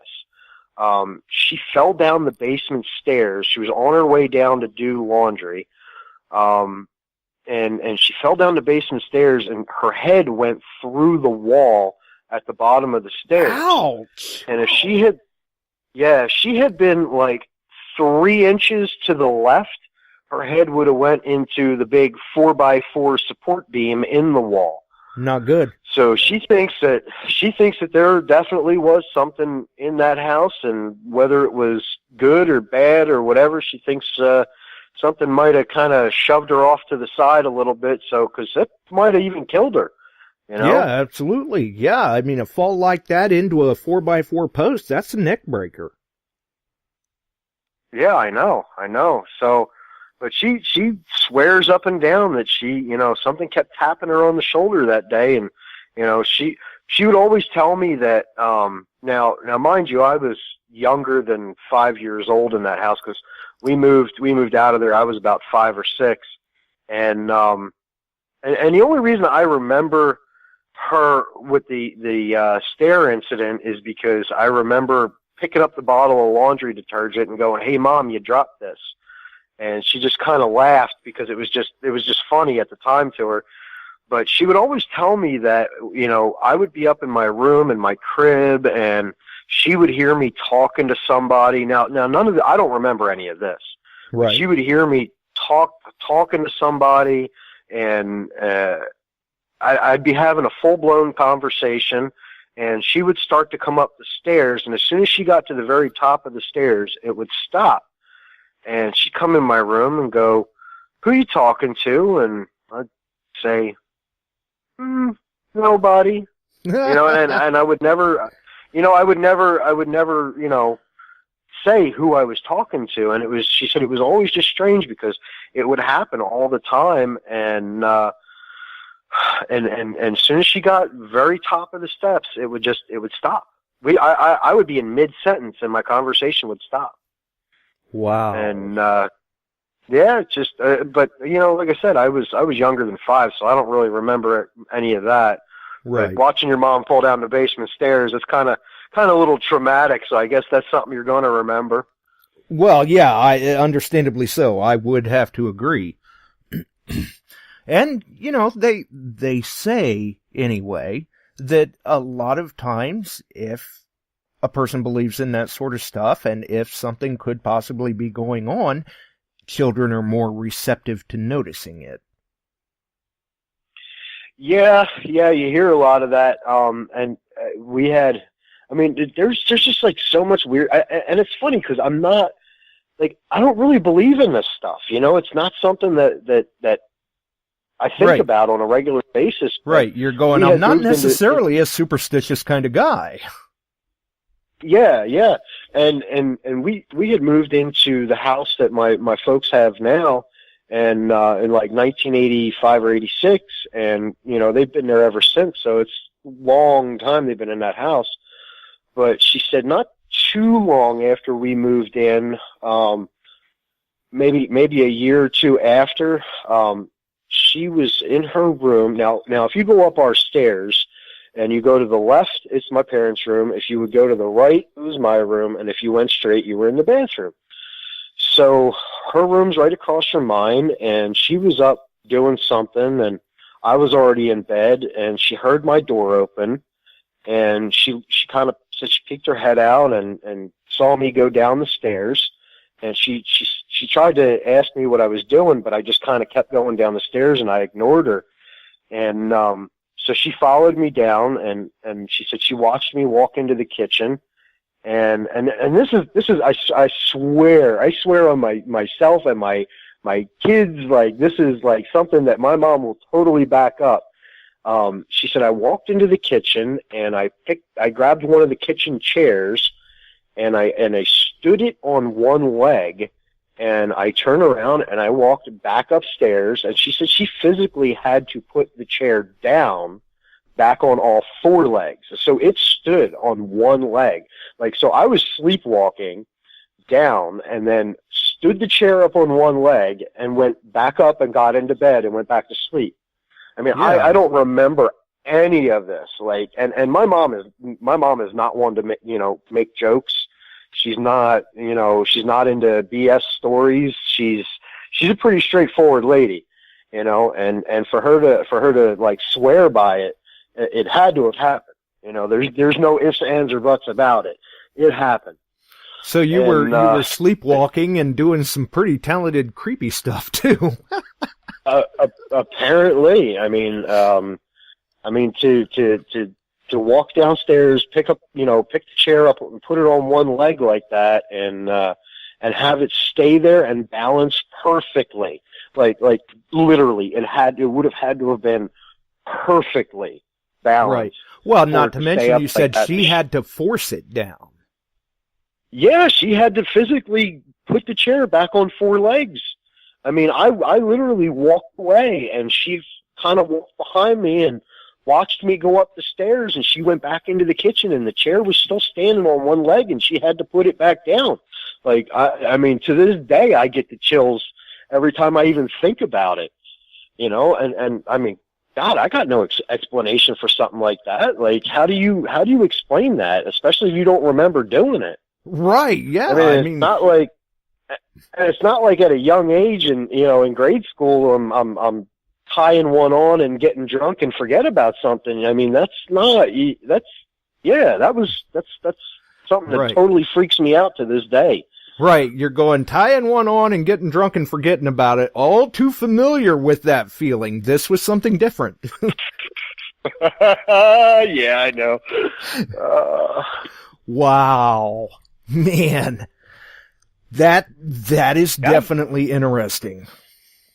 I've had some weird stuff, man. There's one video where we were down in West Virginia with our buddy Rob and Brian and Joss, and Rob went exploring the house. It's a vacant house, it's a permission. We've got permission to be there, and her and Rob go in the house, but like now normally I'd be right behind them.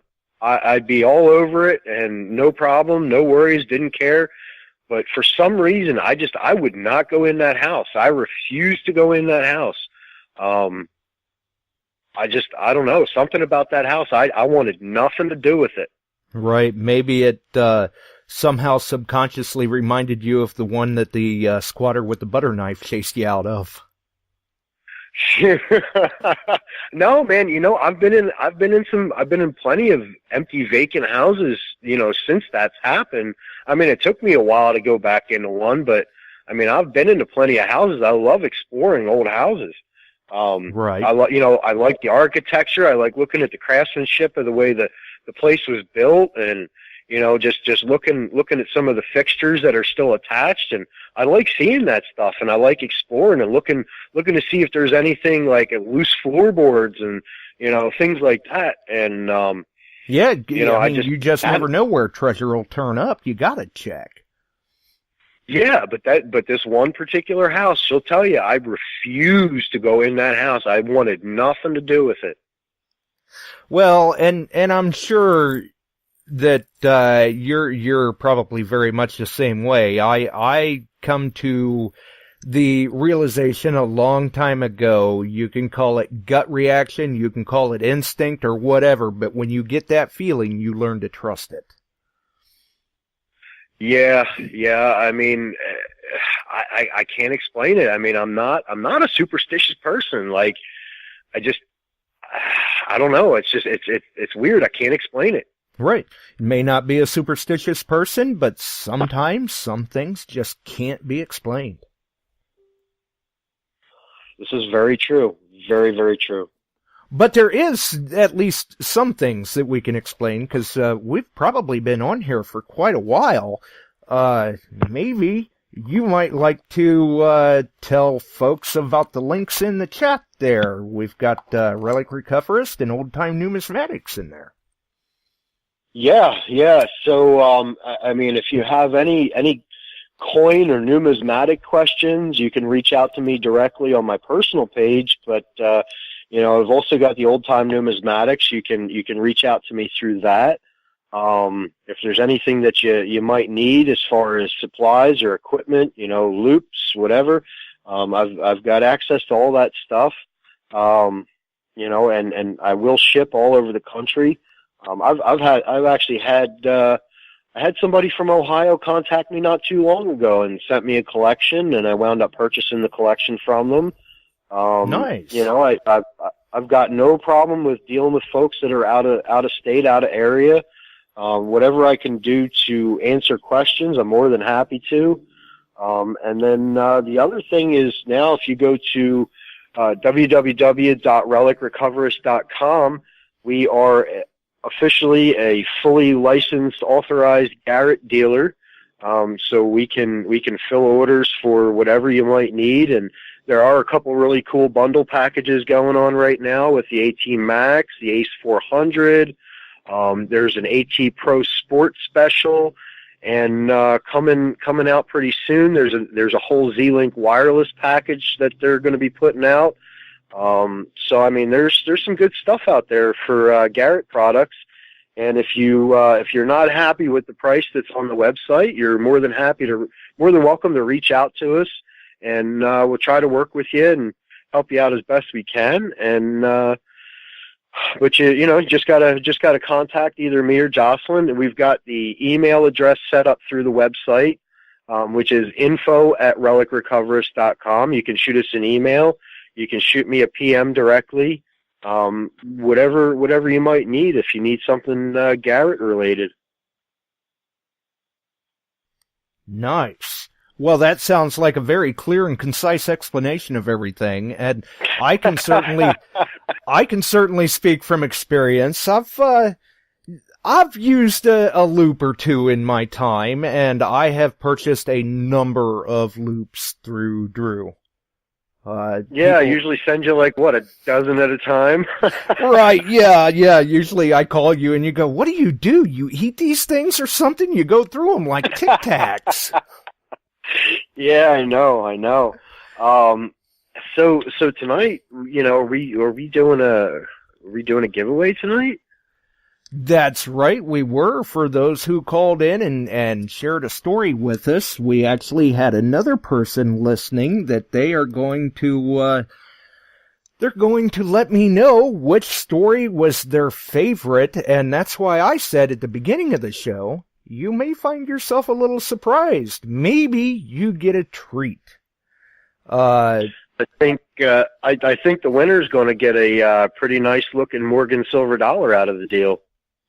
That's right. So they may really find themselves surprised.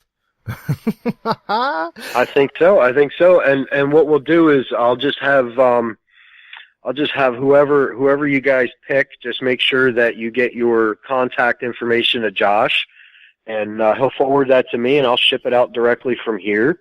And I would say I'd have it out by the end of the week, so you'd have it beginning of next week. Yeah, and I'm sure it's safe to say they will find themselves surprised. It will be a nice looking coin. I mean, not saying it's uncirculated or anything, but it's not going to be some, scrap silver. I've actually got a really nice about uncirculated one picked out already. So well, we won't tell them the date or anything. We'll let them be surprised. No, I mean, it's not going to be a Carson City or anything like that, but it'll be a nice coin, and retail on it is going to be around $40. Wow. So you can't beat that. Right, absolutely. Definitely not. And that's courtesy, of course, of Drew Waholic and Oldetyme Numismatics. If the folks are looking for coins or even supplies and loops, they should probably look you up. Absolutely. And hey, listen, if you just got questions, don't feel like it's a stupid question. Just, shoot me a message. I freely give out my cell phone number to folks that send me messages, and, it's a lot easier sometimes to just have a conversation on the phone. So, don't hesitate to reach out and ask me questions. You don't have to buy anything. Just ask away, and if I can help you out, I'll help you out. And if I don't have the answer, if I don't know the answer, I'll get you the answer. Right. And especially when it comes to coins, most people do realize, if they don't, I'm not sure what rock they've been hiding under, but you are very knowledgeable and well-versed in terms of coins. You've been a coin collector long before you were a treasure hunter. Oh, geez. I started collecting coins when I was about 12 years old, and I think it was my buddy Mark, the one that we were going through the houses with. He was my neighbor at the time, and he handed me a bag of wheat pennies, and that's kind of what got me into it. I belong to 7 or 8 different coin clubs, president of one, vice president of another, so I'm pretty active, and and working in a shop during the week too for another gentleman. So it's just something I really enjoy, and I'm very fortunate that I was able to take a hobby and make it a business for me down the road. I mean, for years I killed myself doing labor jobs and running moving crews and pumping septic tanks and all kinds of stupid stuff, but I finally got lucky, and I got a break. The gentleman that I work for now part-time, he brought me on to help him get the shop back in order and get things going right, and we've kind of turned that business around a little bit, and so I've been given several opportunities to kind of get into the business side of it, and I'm finding that it's just as enjoyable as collecting.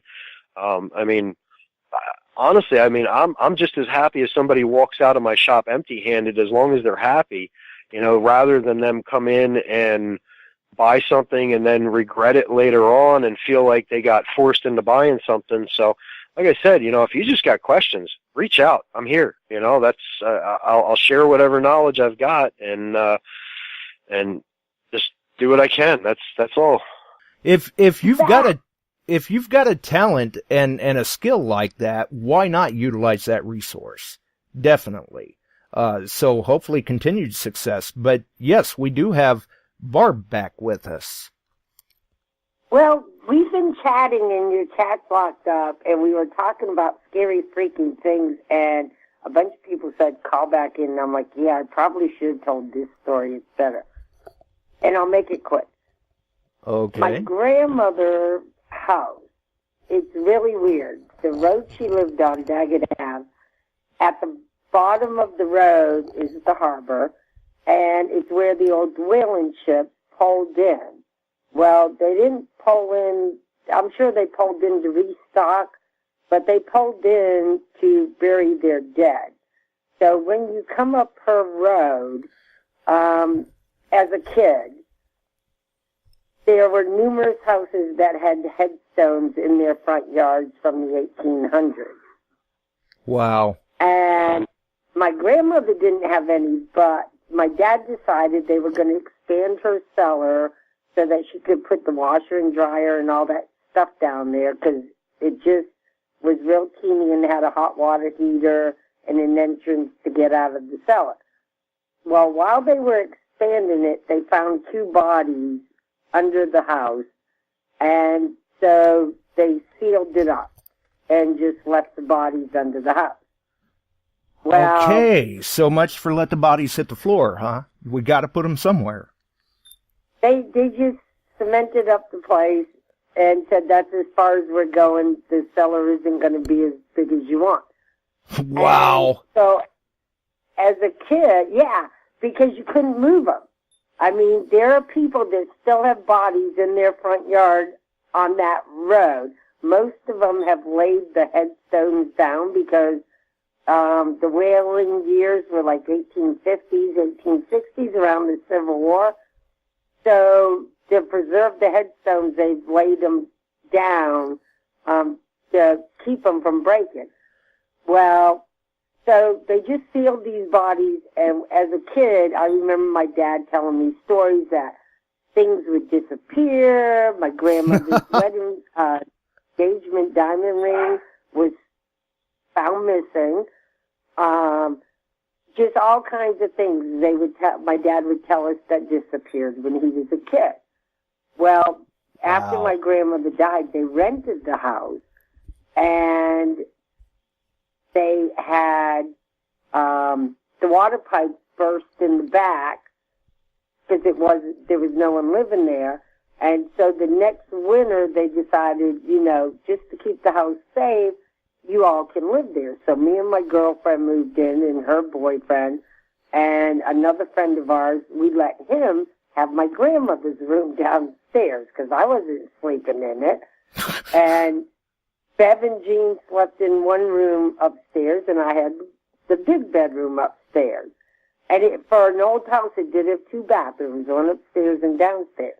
Well, I want to tell you, we weren't there a week, and we were like, what the heck's that? Every night at 5 o'clock, you would hear this crazy banging in the kitchen, and we were like, what is it? We looked for it. I mean, we had people come over and check everything in the house to find out what it was. And we had company over for dinner one night, and they were like, what the heck was that? We're like, oh, it happens every night at 5 o'clock. We just don't worry about it no more. It's just a ghost. It's just a ghost. We have 2 bodies in the cellar behind the wall. It's no big deal. Yeah, don't worry about the knocking. We've just got bodies in the basement. Yeah, and so when Glenn moved in, he was a high school friend of ours. We were right out of high school. We were like 5, 6 months. And we were like, he could have my grandmother's bedroom. And he's like, why aren't any of y'all sleeping downstairs? And I'm like, I ain't sleeping in her bedroom. And, well, his girlfriend would come over. Nobody liked her, but that's besides the point. But we told her. do not leave anything shiny out. They will steal it. We've had earrings stolen, rings stolen. They're not stolen. They just take them and they disappear. And she was like, yeah, right. And we're like, no, serious. Don't, put them in your purse, put them somewhere. But if you leave them on a desk, they're going to disappear. And the next thing, we're being accused of stealing her jewelry, stealing her bracelets. And we're like, trust us. It's the ghost. And, well, when you tell that to anybody, they go, there's no such thing. We're like, oh, in this house there is. Trust us. So Bev and I went shopping one day. We came in the house, and the house rule, because there was no driveway. You parked on the road against curb. So we had to, cram our cars to be able to fit in front of the house. And the rule was you threw your keys in the basket on the dining room table. So if somebody needed to move your car to get out, they could. She threw her keys. We went in the kitchen, put the groceries away, and we realized we needed sour cream for dinner, and we didn't get it. She goes back. She goes, what'd you do with the keys? I said, I ain't touched your keys. And I said, you threw them in the basket. She goes, yeah, I know I did, but did you come back and get them? I went, nope. Ghost took them. That's all I can tell you. And the keys were gone. Thank God she had another set upstairs.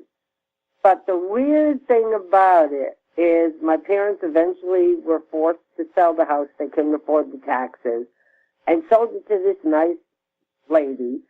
And she lived there, and she went away for the weekend. And we had the banging noise, and the pipes broke, and all the other weird things in that house. While she was away that weekend, the house caught on fire. And it didn't burn to the ground, but the side of the house where the dining room was, all the weird things happened. That part of the house was totally obliterated, destroyed.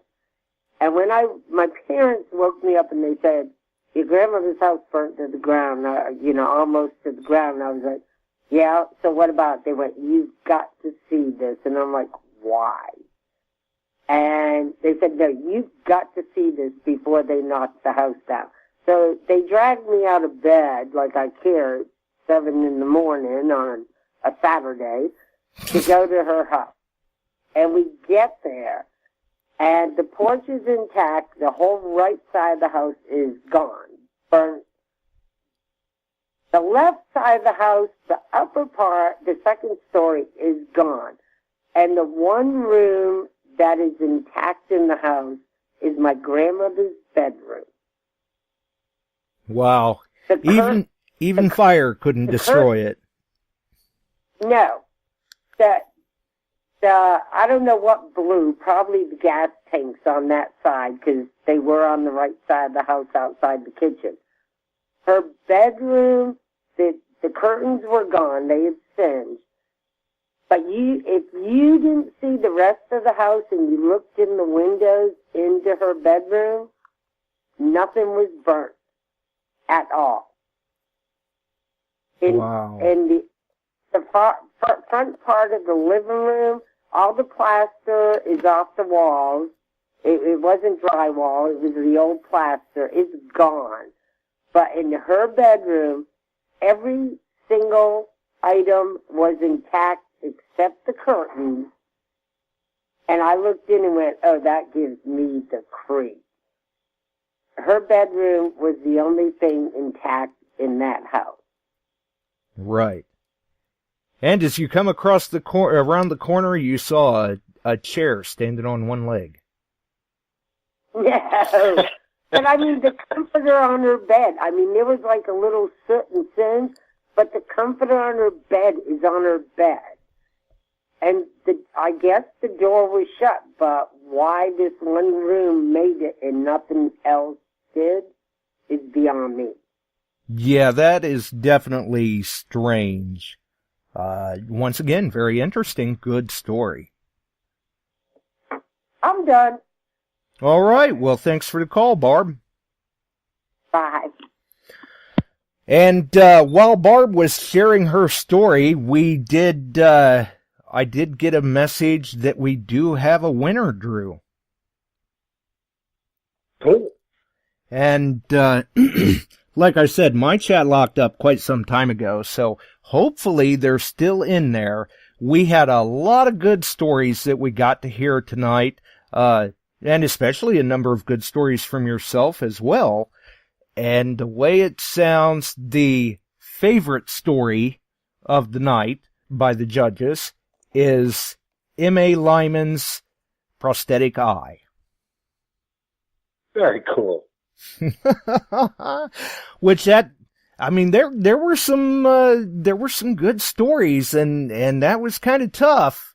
I know they were really liking the story about 5 Mile Hollow, but that prosthetic eye, though, man, how do you top that? That's, of course, then again, do you want to? No. I guess we're going to have to keep an eye on that guy. Yeah, exactly. And I still say it would not surprise me if in an upcoming Relic Recoverist video, I could definitely see you doing that. Yeah, I might just have to mess with her a little bit. that would be so down your alley. I mean, even if you just took like a shooter marble out with you and dropped it on the ground and did that. I'll have to go to the Halloween store before they close down for the year and get a pack of fake blood too or something just to have it just in case. Right. Whether or not it makes the YouTube channel, if you do that, by all means, please send me that clip. Oh, absolutely. Absolutely. I'm just going to have to make sure I time it so that it happens when she's right in the middle of filming something.